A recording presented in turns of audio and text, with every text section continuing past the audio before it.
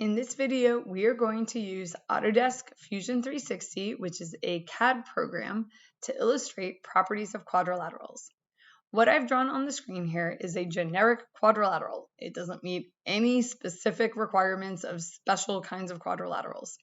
When I click on any side of the quadrilateral, you'll see that I am able to move it, and I can move it in either direction. I can also click on one of the vertices and I can change the shape, but it will remain a quadrilateral. Now, suppose I wanted to make this quadrilateral a parallelogram.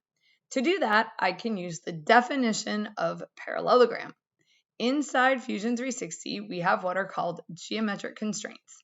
And these constraints will tell Fusion that we want certain geometric relationships that you learn about in geometry class to hold within our design.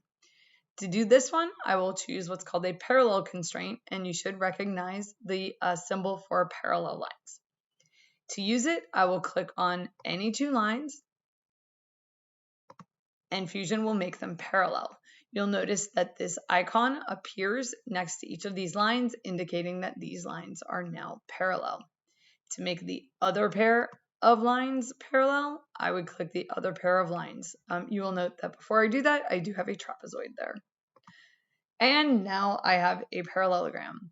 Now, if I click or drag on any side or any vertex, I can still move my figure around, but Fusion has constrained it to be a parallelogram. Now, once we have a parallelogram in Fusion 360, we know that other properties of parallelograms will also hold. So hopefully I can do this.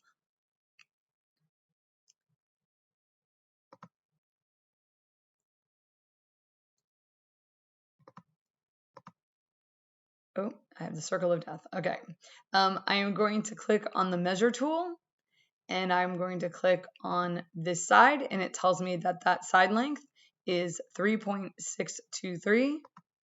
And then I'll scroll down and I'll look at length 2, and you'll notice, I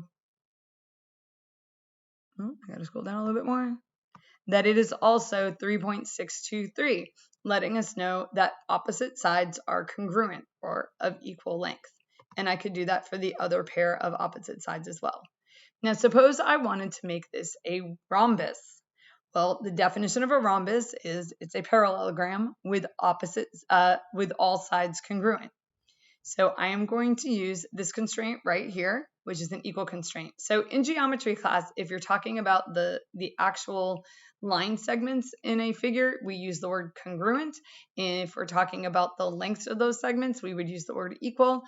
Fusion is just going to use the word equal because we understand that for segments to be congruent, it means that their side lengths would be equal.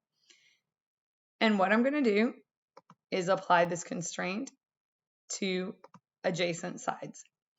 Now, the reason I don't need to apply that constraint to all four sides, I don't need to go all the way around, is because of the properties of parallelograms. If opposite sides are congruent and I change one of the opposite sides, I don't need to change the other one. And in fact, if I tried to do that, Fusion would tell me that my figure was over-constrained, meaning I was trying to put a constraint on something that geometrically was already true about the figure. So knowing your geometry, knowing your geometry principles and how they govern parallelograms or any kind of shape comes in really, really handy when you're designing in CAD. Now notice that I can move this, but not as much, because now it is constrained to both be a parallelogram and to have its opposite sides congruent, or all sides congruent. Now, suppose I wanted to make a square out of this. So to make a square out of this, I would need to have right angles also. And I can do that with a perpendicular constraint. So I can click any two sides and make them perpendicular. I will click this side and this side. And you'll notice that I only needed to deal with one angle. And that is because of the other constraints that I had already put in place. And now I have a square. If I click and drag, I can still move it around, but all other parts have to move along in a way that keeps it a square. And this is just one way that we can see the properties of quadrilaterals at work in computer-aided design.